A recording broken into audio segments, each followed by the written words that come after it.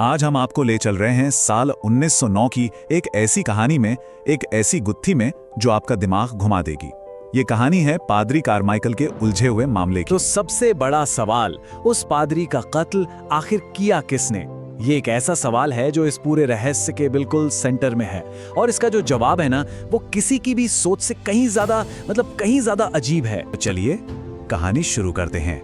जगह है rattle run, Michigan, और तारीख है 6 जनवरी 1909।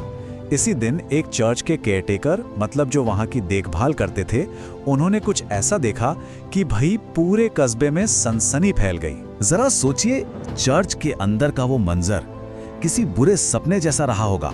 फर्श और बेंच, हर जगह खून ही खून। वहीं पर पादरी का फटा हुआ कोट पड़ा था, जिसे एक खास बटन से पहचाना गया। जमीन पर खून में डूबा हुआ एक सिक्का, और जो सबसे खौफनाक बात थी, खून का एक निशान सीधा स्टोव की तरफ जा रहा था, और उसके अंदर एक इंसान का सिर जल रहा था। रोंगटे खड़े कर देने वाला सीन था वो। तो जाहिर है अब एक कातिल की तलाश शुरू हो गई। पुलिस ने भी फौरन पता लगा लिया कि मरने वाला कोई और नहीं बल्कि चर्च के ही पादरी जॉन कारमाइकल थे। पर अब सवाल ये था कि आखिर इतनी बेरहमी से ये कत्ल किया किसने? अब देखिए, इस कहानी में दो किरदार आमने सामने आते हैं।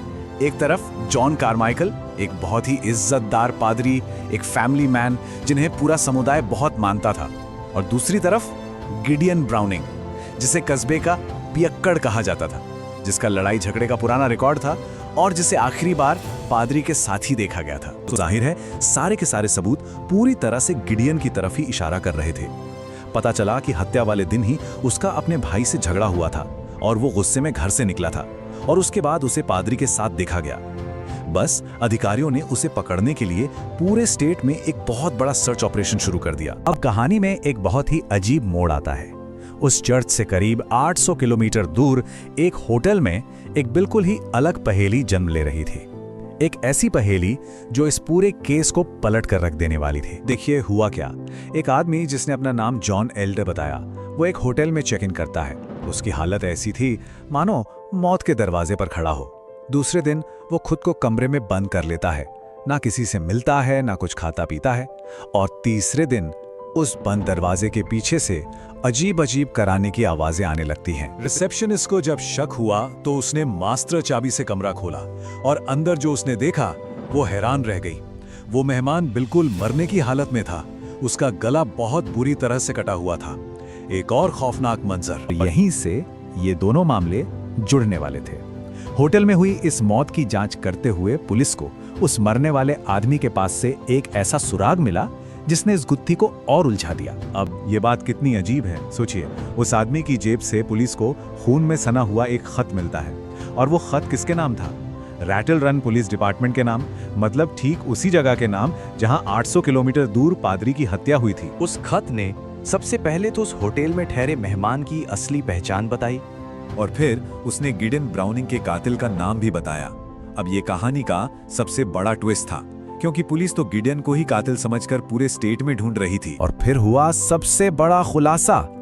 होटल में मरने वाला वो आदमी और गिडियन का कातिल दोनों एक ही इंसान थे, पादरी जॉन कारमाइकल। जी हाँ, बिल्कुल सही सुना आपने।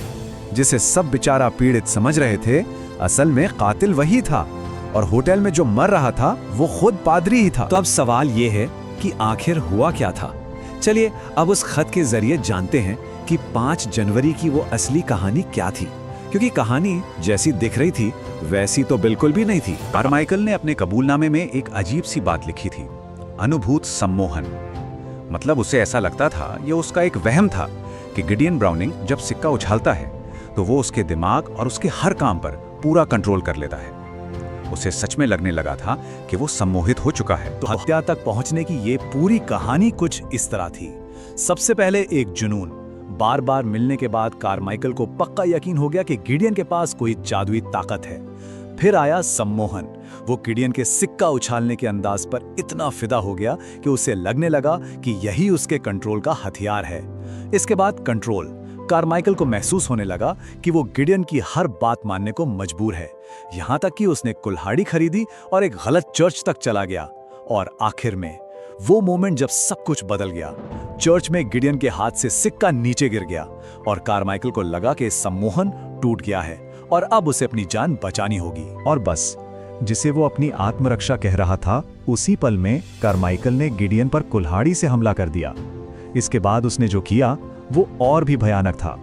उसने गिडियन के शरीर के टुकड़े किए, सिर और बाकी हिस्सों को जलाने के लिए स्टोव में डाल दिया और फिर एक शातिर कातिल की तरह उसने खुद की हत्या का सीन बनाया। अपने कपड़े फाड़े, गिडियन के कपड़े पहन लिए और वहां से 800 किलोमीटर दूर भाग गया ताकि कोई उसे पहचान ना सके। उस कबूलनामे में एक और बहुत जरूरी बात लिखी थी, वो ये कि कारमाइकल के खानदान में पहले भी लोगों को दिमागी बीमारी रह चुकी थी। हो सकता है कि ये उसकी इस अजीब और वहम भरी हालत को समझने में एक अहम कड़ी हो। तो आखिर में सवाल यही बचता है, पादरी जॉन कारमाइकल असल में था कौन? क्या वो सच में सम्मोहन का शिकार था जैसा उसे लगता था, या फिर वो एक ऐसा दिमाग था जो पागलपन की गहराइयों में खो चुका था और एक खौफनाक जुर्म कर बैठा? ये एक ऐसा सवाल है जो आज भी इस अजीब केस के साथ जिंदा है।